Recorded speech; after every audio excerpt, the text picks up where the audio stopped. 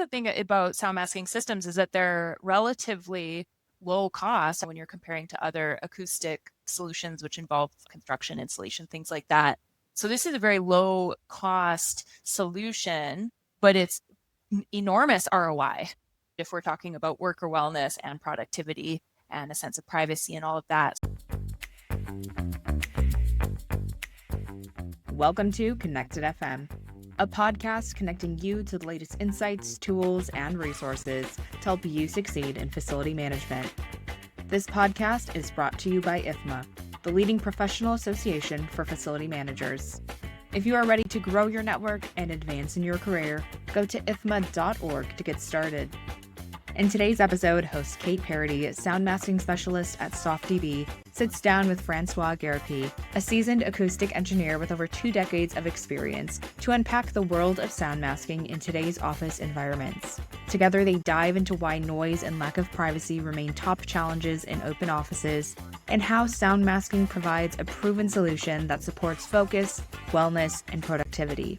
You'll learn how these systems work, what sets them apart from noise cancellation, and why proper installation and calibration are critical for success. Along the way, Kate and Francois also tackle common myths, health misconceptions, and the real impact of sound on workplace experience.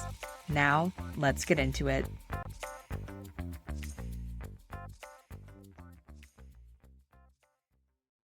Hello, welcome. My name is Kate Paradis. I'm a sound masking specialist with SoftDB, and I'd like to introduce you to Francois Gariepy. Francois, tell us a little bit about your background with acoustics to start off. Yeah, so I'm an acoustic engineer and I've been working with SoftDB since 2003. So it's more than 20 years that I've been doing sound masking projects all over North America.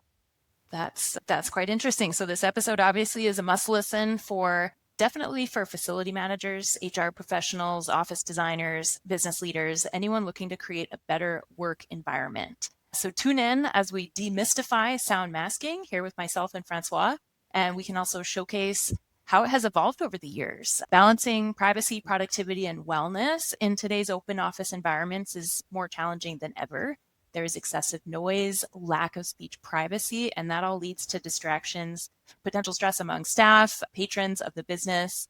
And what if there was a way to control that sound effectively without adding physical barriers? So today we're exploring sound masking. So this is a proven acoustic solution that enhances speech privacy.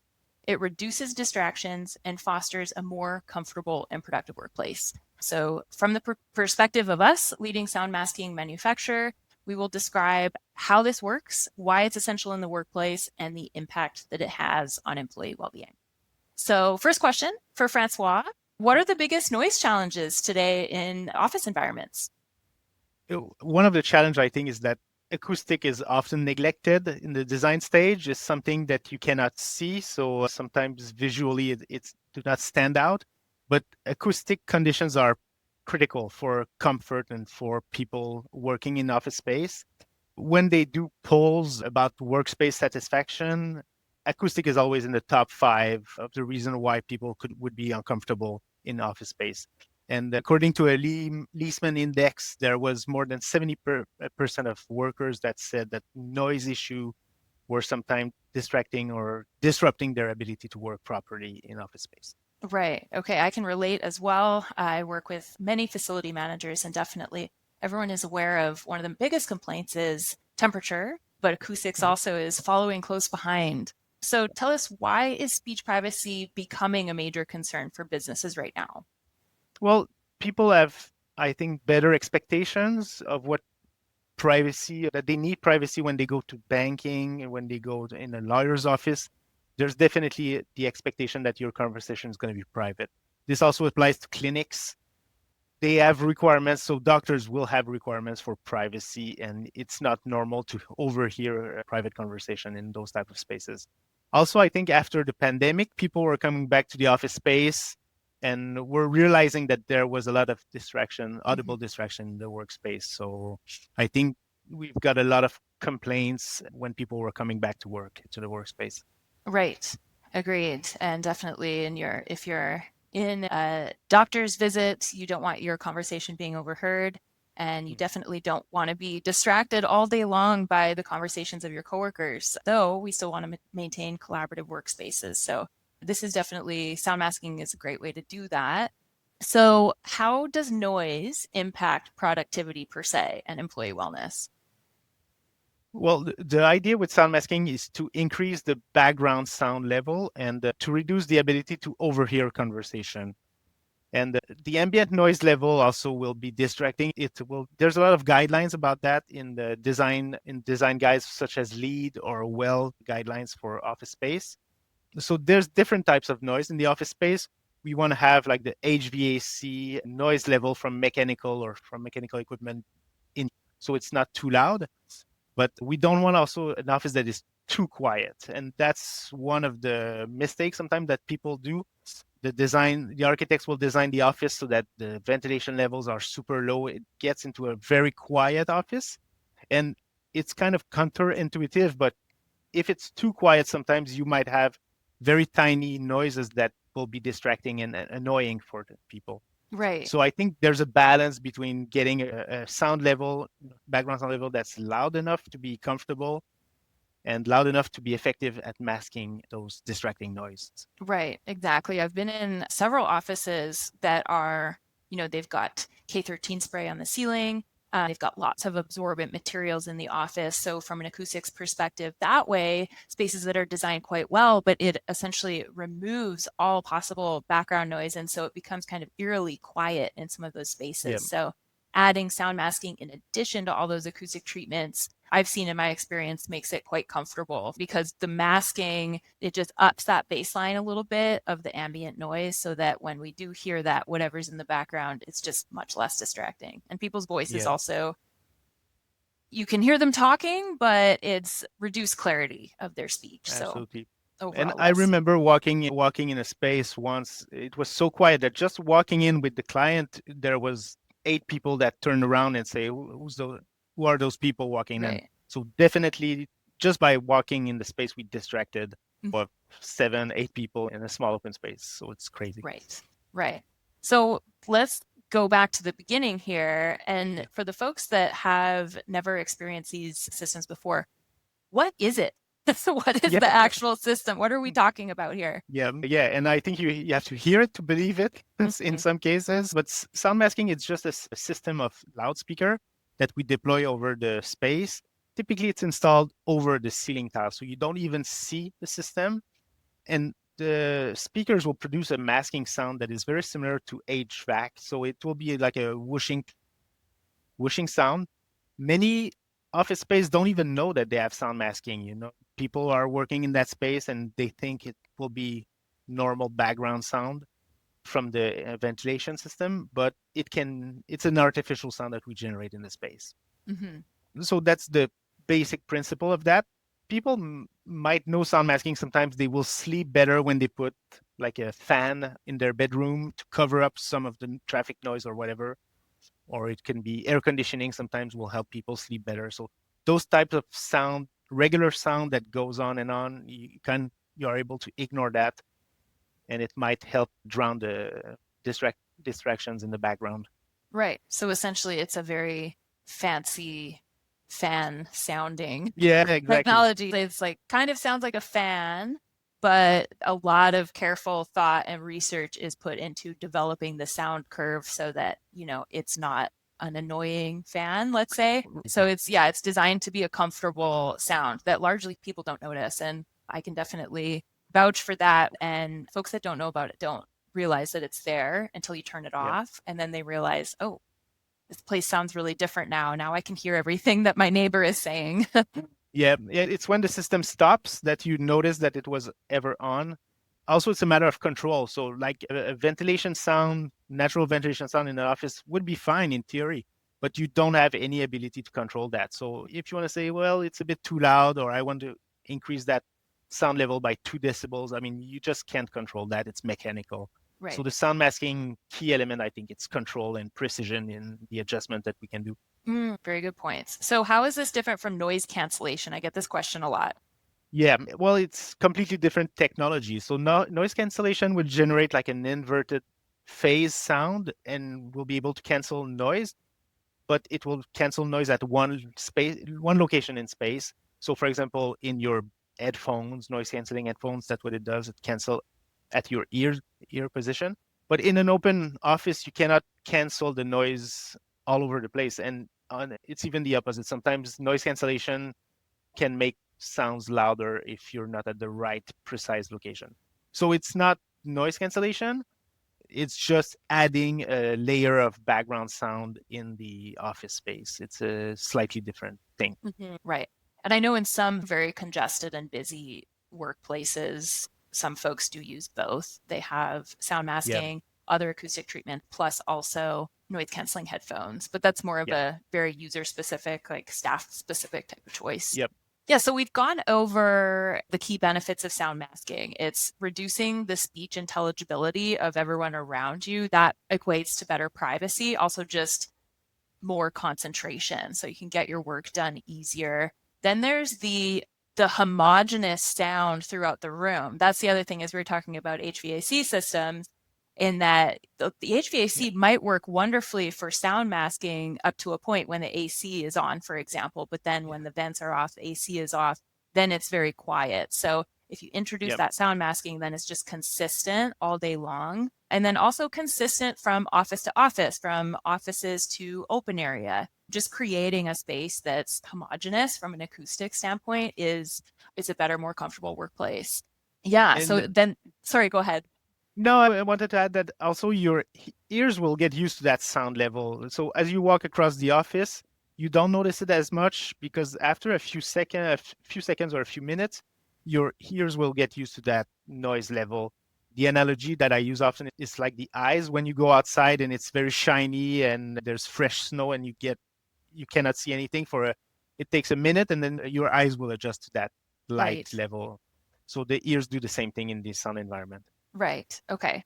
And what types of workplaces specifically do you think benefit? Yeah, there's a lot. There's a lot of variety where sound masking can be useful. Any type of commercial office space, so it can be insurance companies, government offices. Banking also benefits a lot for sound masking for privacy reasons, so it can be lawyer's office, clinics. We've done police stations, we've done hospitals. Hospital rooms also can benefit from sound masking. And yeah, there's tons of locations. I'm sure you've done various projects over the years, right? For sure. Yeah, lots of law firms, really any office, any office. Often walls don't go all the way to the deck. Even if they do, there's Mhm. still, conversations being heard from place to place. So yeah, I've definitely seen it, especially a government clients, just anywhere where you especially need added confidentiality. Definitely we see that, mandated we must have sound masking at a specific level. So from the uses in the government to like more casual uses, it really is effective Yeah. everywhere where it's kind of a quiet space. Like it does not work in restaurants or Yeah. places like that. Exactly. If the noise level is already too much, people ask sometimes to put sound masking in shopping centers or Mhm. cafeterias, and that noise level is already so loud that you do not really benefit from it in those situations. So I would say a more normal office environment. But also one of the key benefits I think is that when you consider the options that you have, if you have privacy issues, you have traditionally the option of going with architectural treatment.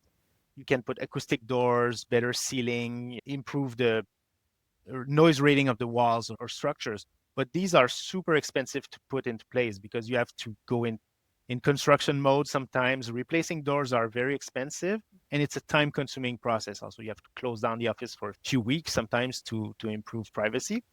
So on the alternate sound masking, it's a quick and easy solution that will be way more cost effective.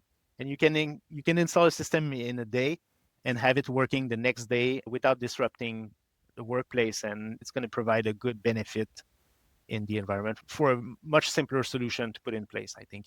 Right. So you don't actually have to have this as part of the original design of the building. This could be a Right. after day two fix, a retrofit. Yeah, it's quite easy to install. Absolutely. Yeah. But many of our clients will put sound masking in the design stage because Mhm. they already experienced that the benefits that they have with it. So although it's a good call, I think, to think about sound masking and acoustic at the design stage, on construction stage, it can be retrofitted definitely. Right. Right. So how does sound masking actually improve the speech privacy? Running a business is no small job. You've got a million things to manage and people to please. Whether it's healthcare, hospitality, or professional cleaning, ODP Business Solutions is your trusted source for break room and cleaning supplies. From cleaning products to healthier snacks, they have what you need to clean smarter, stock faster, and support your team with trusted products, reliable service, and fast delivery. Visit odpbusiness.com to learn more. It's a question of signal to noise ratio, basically. So you're increasing the background sound, so the signal portion of the sound will just stand out from the background. So you will be less able to hear the actual words on a conversation. So there's a metric for that. It's a speech intelligibility index that actually measures the ability to hear words in a phrase. With sound masking, you will hear like a muffled word salad, like something like a conversation that you cannot really make out the meanings of the words or the content of the Right. words. Like the old Charlie Brown, the parents when they Yes. sing Charlie Brown. Yeah, I remember that. Okay, so now what makes an ineffective sound masking system? I presume there are many sound masking options out there. So what should a facility manager or buyer kind of look for in terms of what makes a good system versus a not so effective system? Yep, that's a good question. So I think there's many factors. The sound quality of the system is important, of course. So, for example, the sound quality is really related to the size of the speakers. If you have tiny speakers, you will have a hissy sound of sound masking that can be harsh sometimes. There's also the issue of control over the sound masking spectrum. So, for example, the calibration of the system, the calibration actually means going on site and tuning the system, measuring the output from the sound masking system and adjusting that output to match what we have, the conditions in the office, is critical for sound quality and homogeneity. Many systems will have presets that are like blanket settings, and these systems, I mean, they may work fine, but they may not. Also, it Right. depends. It's like trying your luck a bit. So in some cases, those systems will sound terrible. Right. What That's one of the key factor. Also, I mean, the experience of the company installing the system is important. So we've seen a lot of systems that are assembled by contractors that will kind of randomly take, noise generator, assemble system with amplifiers, and these things are not really optimized for sound masking. So again, they lack some of the features and capability or more sophisticated systems. Right. Okay. And on the calibration note, so my Mhm. understanding of that is that, the sound masking will sound different in every single space. So what the Right. calibration does is fine tune the system based on the real, like the actual real acoustics, as opposed to what just comes out of the speakers out of the factory at Yeah, mind. absolutely. Yeah. And everything contributes to the sound in an office space. So if you have a different models of ceiling tiles, or if you have open ceiling, carpet or not, different panels on the wall, all these factors will influence the sound output from the system. So it's critical to adjust. I mean, there's no way around it, really. So do you have research that supports or aware of research that supports the effectiveness of sound masking? Yeah, over the years, there's been a lot of research about sound masking. So there's been studies in the early 2000s from the CNRC. GS Bradley's did a lot of studies about sound masking to optimize the curve, the sound masking curve. And sometimes we hear about the Bradley curve, which is a specific sound masking spectrum that consultant may want to have playing in the space. There were studies in the 90s. So the technology is fairly old. It goes back to the 80s, I think, and maybe I've seen some assemble system that was were early 80s. So there have been studies. One reference that I have is Lowen and Sudfeld that said that sound masking offices will provide a better environment, and people will work better and will score better in cognitive task Hmm? with sound masking. Wow. So yeah, it can help concentration. And on a more anecdotal level, I mean, we get that feedback sometimes when they have to turn off the masking for a day, or they have an issue. They will say, we can work in a space when the system is off. So Yeah. I've Yeah. definitely received call the same, and please come in right now to Yes, fix make that. it work now, please. Yeah, Yeah. If so, there's an yes, urgency. absolutely. Well, that's the thing about sound masking systems is that they're relatively low cost, as you were saying, when you're comparing to other acoustic solutions which involve construction, installation, things like that. But so this is a very low cost solution, but it's enormous ROI. As we're talking more and more about this, like the ROI is huge if we're talking about worker wellness and productivity and a sense of privacy and all of that. So it's definitely kind of low hanging fruit in the world of facility Yeah. management and office space design. So I And would, oh, sorry, go ahead. yeah, but I could add also that the main place of spending in an office is the salaries of the people. So if you can improve those people's productivity by just a few percentage points, you get a huge return on over investment. And also the lifespan of a sound masking system can be 10, 15 years easily. Mm-hmm. So it's a system that you install and then you don't think about it for a decade. And even if it's improving a tiny bit, it's really worth a shot. Right, absolutely. So, big questions that I get for folks that are they've never used it before, or perhaps they've used an older system that kind of Yeah. follows the older school models of sound masking. Are there any health risks associated? Like you said, it's counterintuitive. We're adding noise to noise. I've heard about, these frequencies that we can't really hear but might be affecting our well-being. Can you touch on that stuff a little bit? Yeah, sure. And that's a question that comes up all the time. I mean, again, people have expectation to have a safe system, and there's a lot of guidelines for sound masking that are coming from health associations. So, for example, the Green Guide for Healthcare will recommend sound masking in patient rooms in hospital to help people sleep. There's also studies. One recent one was coming from the Netherlands in 2023.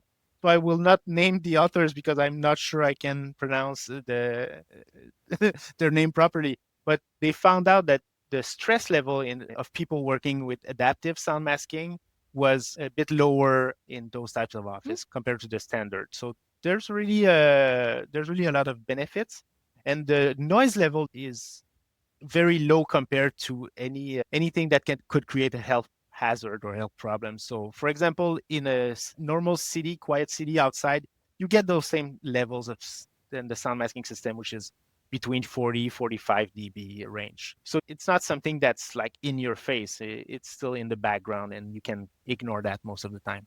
Right, and at very safe levels. Now, what about hearing Absolutely. aids? Hearing aids, is that impacted at all? Yeah, we've never had the comments about people with hearing aids having problem with sound masking. And I mean, we've installed thousands and thousands of speakers in all types of office.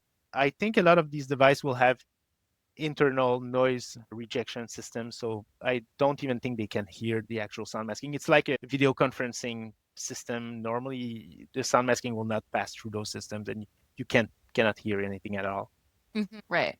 And I imagine if by chance there were specific folks, there may be one or two in an office who have, like an extreme sensitivity to certain types of sound, there is always the option, depending on your sound masking system, but to potentially turn that one person's speaker Yeah, off of course. Yeah, or adjust that way. every speaker can be turned off, can be turned down or up. So there's always adjustments that are available. And I mean, again, the goal is to help people work and concentrate and have Mhm. better privacy. So that's the end goal for our system, not to Exactly. shove it in your face. Right. Exactly. Yeah.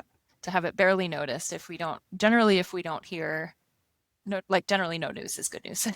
So we've already talked that it can be integrated into existing office layouts. You did mention the adaptive system. So what's an adaptive sound masking system? Yeah, so that's a very, very good feature of our system. The adaptive system is a system that relies on sensor that will automatically adjust the sound masking level in the office space according to the noise activity.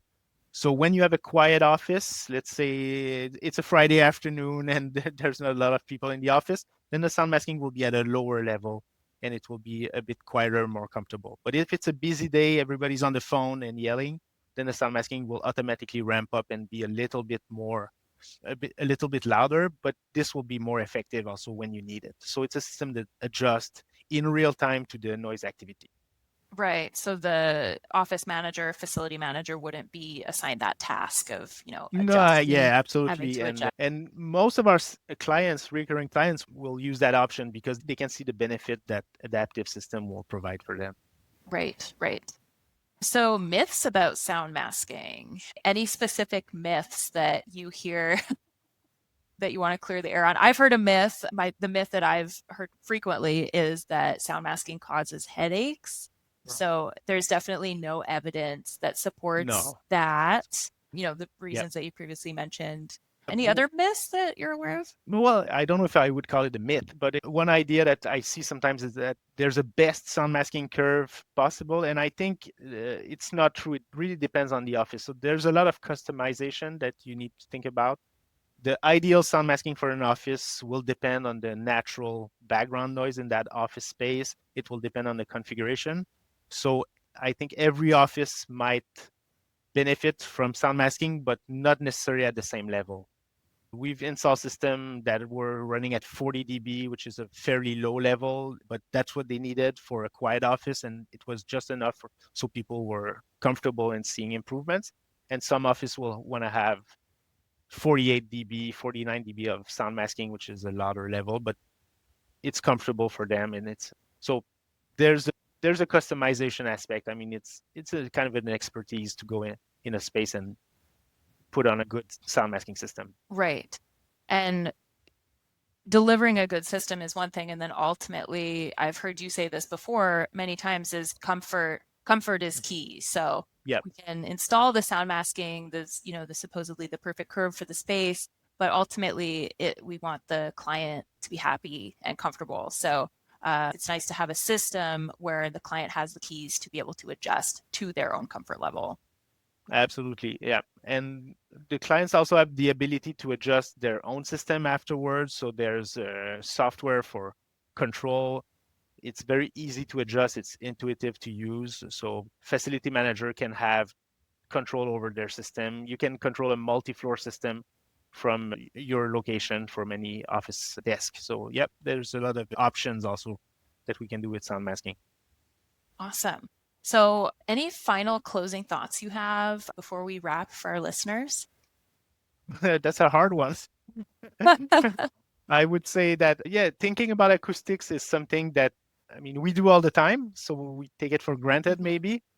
But if you can contact your specialist for sound masking, get advice, ask for a demonstration, this will give you, I think, a better office space. Right. And a sound masking specialist will be able to determine very quickly whether your space will actually benefit from sound masking, because not all spaces do, but definitely most office spaces will. So if you'd actually like to hear sound masking for any of the folks that will be attending the IFMA World Workplace this year, September 17th to 18th, 2025, we will be at our booth number 718, and we'll have a small demo sound masking system there so you could actually hear what it sounds like. But overall, thank you so much for having us on this podcast.